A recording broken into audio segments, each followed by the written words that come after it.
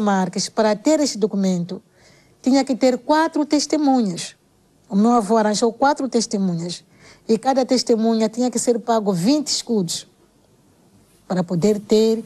E com esse documento já, bilhete de identidade assimilada, já podia fazer exame da 4ª classe.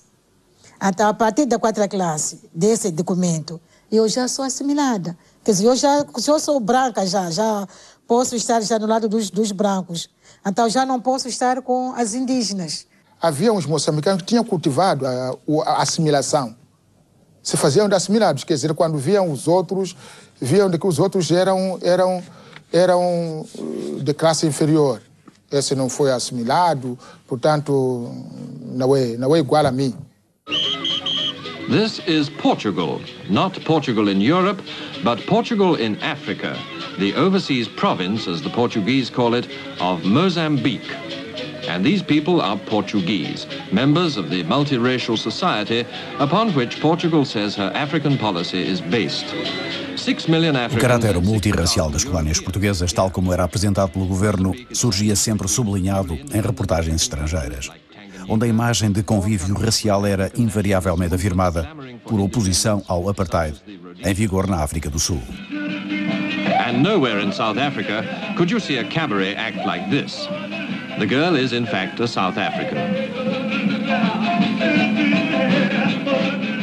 No color bar may be, but is there equality of opportunity for white and black? The opposition in Mozambique says there isn't. Éramos dois, era eu e uma portuguesa. Ela ganhava o dobro do meu salário, mas ela não tinha nem sequer a 4ª classe. Mas eu já estava no 2º ano do ciclo preparatório, mas eu era mais habilitado, mas infelizmente ganhava menos.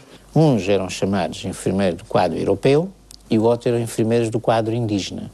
Mesmo os mestiços que gozavam da nacionalidade portuguesa, da cidadania portuguesa. Passavam para o quadro indígena, onde ganhavam 1/3 ou 1/4 do que ganhava o enfermeiro do quadro europeu. De modo que eu pergunto, Sr. Brito, como é que eu, com mais instrução, ganho menos? Mas, qual é a sua dúvida? Você é preto. Eu disse, não, mas eu sou português, como é que então não está dito aqui, de identidade, cidadão português, como é que é? Ele disse, não, isso está escrito, mas tu tens dúvida que és preto? Eu disse, não tenho dúvida, então pronto, é isso. Ela é branca, tem que ganhar mais. Havia separação. A separação natural e sem brutalidade. É claro, mas havia. E como de costume, sem paternalismos nem nada, tínhamos amigos de cor. Lá em Moçambique não havia, como em Angola, só brancos e pretos e mulatos. Em Moçambique havia uma força muito grande que era a parte dos indianos tratados por monhés e que eram uma força económica de Moçambique e que faziam um bocado de vida à parte, até de iniciativa deles. Mesmo os mestiços, em alguns locais, fundamentalmente na Beira, isso aconteceu comigo, não poder cortar cabelo num salão chamado Salão Chique, que não era nada de especial, mas era salão de corte de cabelo reservado aos brancos.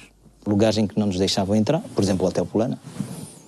Houve lugares onde eu fui expulso, mas do Hotel Polana eu nunca fui expulso, por uma razão muito simples, nunca ousei lá entrar. Quando inauguraram o Grande Hotel, tinha lá uma piscina do Grande Hotel, era só para brancos, isso na Beira. A Beira foi ponto fundamental do racismo. Em contrapartida, Zambésia e Tete já não havia tanto racismo. A cidade da Beira mantinha bastante contacto com o exterior, sobretudo devido às suas praias. No início dos anos 60, recebia cerca de 50 mil turistas por ano. Era idêntico, então, o número de habitantes da cidade, que era a segunda de Moçambique, pelo seu desenvolvimento. Se aqui a incidência do racismo era atribuída à herança da presença inglesa, noutros lugares era resultado do próprio sistema. Se excluirmos imagens deliberadamente criadas para ilustrar a política multirracial, mesmo os assimilados, portadores, portanto, da cidadania portuguesa, raramente acediam aos meios frequentados por quem se movia nos círculos do poder, fosse político ou económico, e isto em qualquer dos territórios. Mais ou menos integrados na sociedade média branca dominante, mais ou menos aculturados aos hábitos europeus, Os chamados civilizados eram muito poucos. Em Angola, no final de 1958, os assimilados eram menos de 60 mil para uma população superior a 4 milhões de pessoas. Em Moçambique e na Guiné, as percentagens eram ainda mais baixas. Fosse por incapacidade ou desinteresse na elevação pela escolaridade dos africanos, a orientação colonial permitiu apenas a formação de um pequeno número que recebeu a cidadania portuguesa e assim pôde ascender na escala social.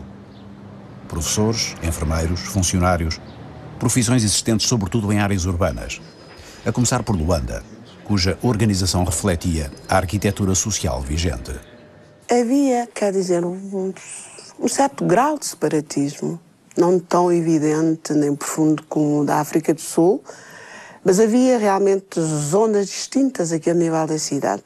No centro, a vila onde havia a preponderância dos brancos, dos agricultores, dos fazendeiros, dos donos das lojas, onde, muito a custo, se integravam alguns mestiços. Na parte sul da vila, um bairro quase que exclusivamente de negros, absolutamente negros. É para baixo, em direção a Luanda, outro bairro, o Mussafo, que era essencialmente um bairro crioulo, onde 90% dos habitantes eram mestiços. Havia a Baixa, onde, por excelência, viviam os europeus. Havia a parte alta da cidade, onde europeus, mas também já alguns angolanos, mas a sua maioria assimilados, funcionários da função pública, e a maior parte dos africanos angolanos viviam precisamente nos Moceques, nas zonas periféricas aqui da cidade.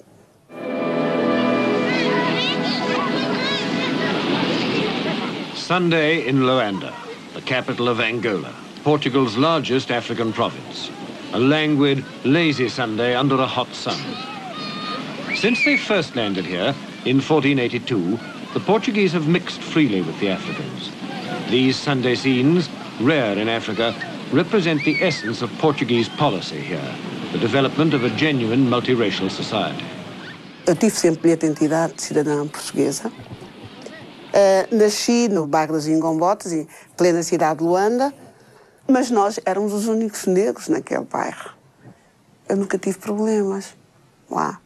Mas cada vez que eu saía do bairro e andava a outros bairros, eu já era macaca.